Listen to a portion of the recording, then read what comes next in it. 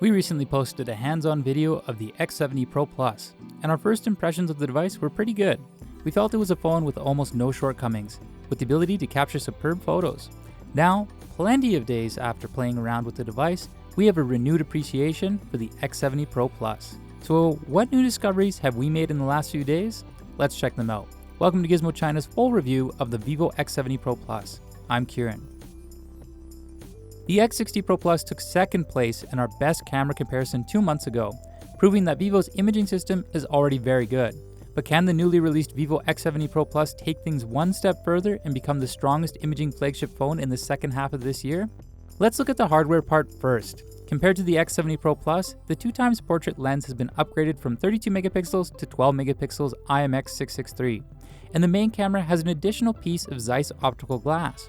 And most importantly, it is equipped with Vivo's own V1 chip for the first time. This chip helps brighten photos and reduce noise while also decreasing power consumption.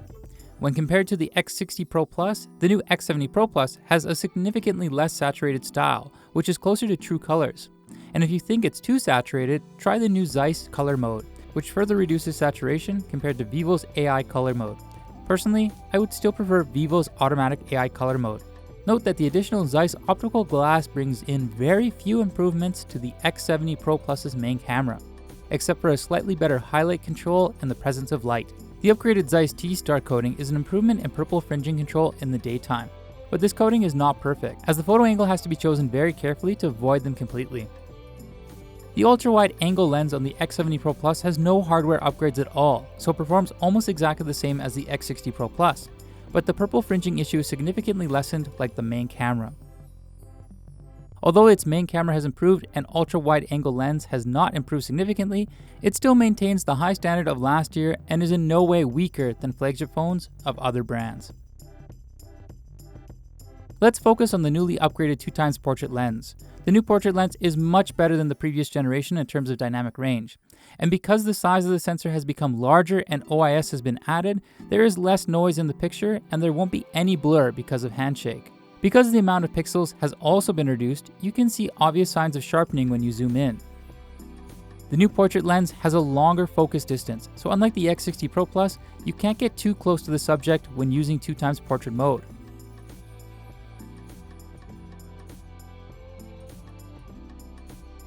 Like we mentioned in our best camera smartphones video 2 months ago, the X60 Pro Plus's choice of 5x zoom in night mode would crop through the main camera instead of shooting with a periscope telephoto lens, resulting in worse photo quality than in normal mode.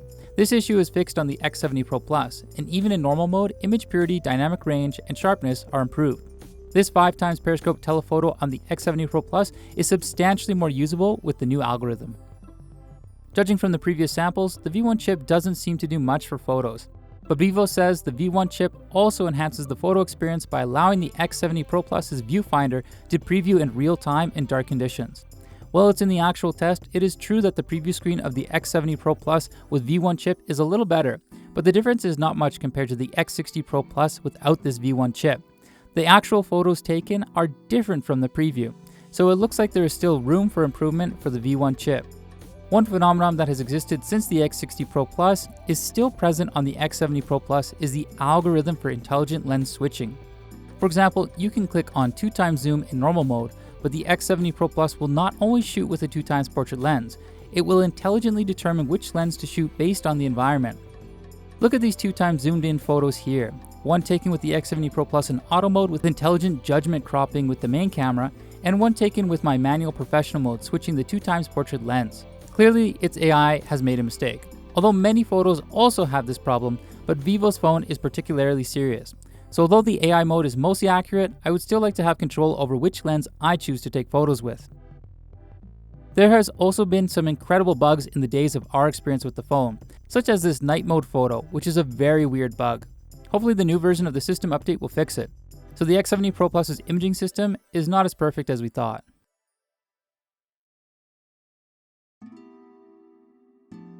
The X70 Pro Plus's video recording is also of great interest to many people. The specs that each lens can record are unchanged on the X60 Pro Plus. The portrait lens and periscope telephoto support up to 1080p 30fps video recording. Gimbal stabilization is better than the previous generation, and the jelly effect is much lessened. However, the dynamic range of the main camera and ultra-wide angle lens basically remain the same on the X60 Pro Plus. The V1's chip optimization of video recording is reflected in the noise control, and there's less noise than the X60 Pro Plus, but the relative picture has also become more blurred. This time, the new horizontal line anti-shake mode has been added. However, it is not recommended using it unless for special situations, because it only supports 1080p 30fps recording. As a flagship phone rather than a camera phone, its other hardware specifications must also be strong enough to be called Vivo's strongest flagship phone. Vivo X70 Pro Plus is now not only available in vegan leather, the black version in our hands is a frosted glass black panel, and the frosted texture is relatively rough and will reflect some light spots in the sunlight. Next to the lens is a ceramic decorative plate. Because of the high reflectivity, you can even take a selfie with the main rear camera when the light is better. While the X70 Pro Plus lacked IP68 waterproofing, X-axis linear motor, and stereo speakers, these features are present on the X70 Pro Plus, and it also has a separate Hi-Fi chip. It can be said that in the basic features of the X70 Pro Plus, there is nothing missing, but it comes at the cost of larger body size and heavier weight. Taking good photos also needs a great screen to show it off. This time, the X70 Pro Plus has a very large screen upgrade, with 2K resolution, 120Hz, the latest Samsung E5 light-emitting material, and support for LTPO dynamic refresh rate technology. This screen should theoretically be one of the most powerful screens available, but in reality, it's a bit disappointing. Compared to the Mi 11 Ultra, the X70 Pro Plus screen appears slightly greenish and rainbow-streaked when viewed from the side, and it still has a larger curved section that can be shadowed and greenish. The fingerprint recognition is positioned downward, which is less convenient to press. In the past few days, we found that when you press the screen for a long time and then swipe, the response of the screen will become slower. We don't know if this is intentional or a system's bug, but if you want to use the web or Twitter, this slowdown is not a good feeling. Of course, a flagship phone should use a flagship chip.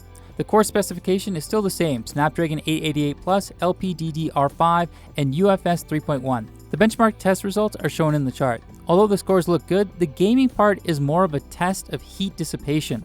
Unfortunately, the gaming performance of the X70 Pro Plus and X60 Pro Plus is about the same. Even when playing light games like PUBG, the X70 Pro Plus can't stabilize at 90fps with smooth graphics 90pfs settings.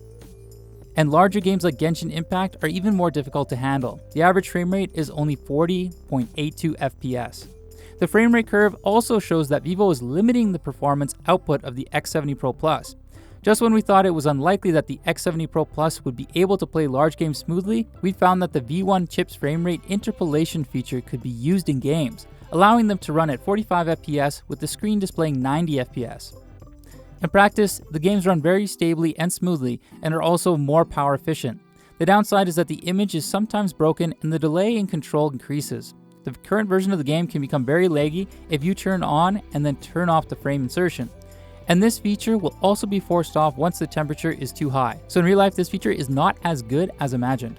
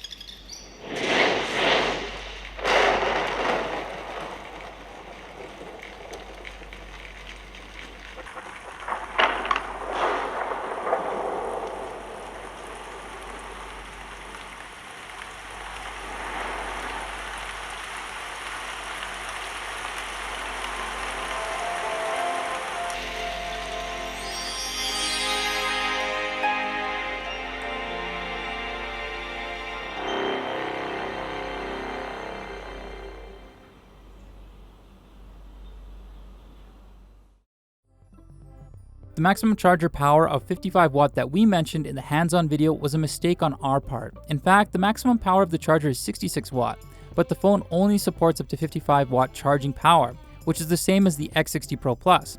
What is different is that the X70 Pro Plus also supports 50 watt wireless charging. Wired charging takes 10 minutes to charge to 32%, 30 minutes to charge to 80%, and 47 minutes to fully charge.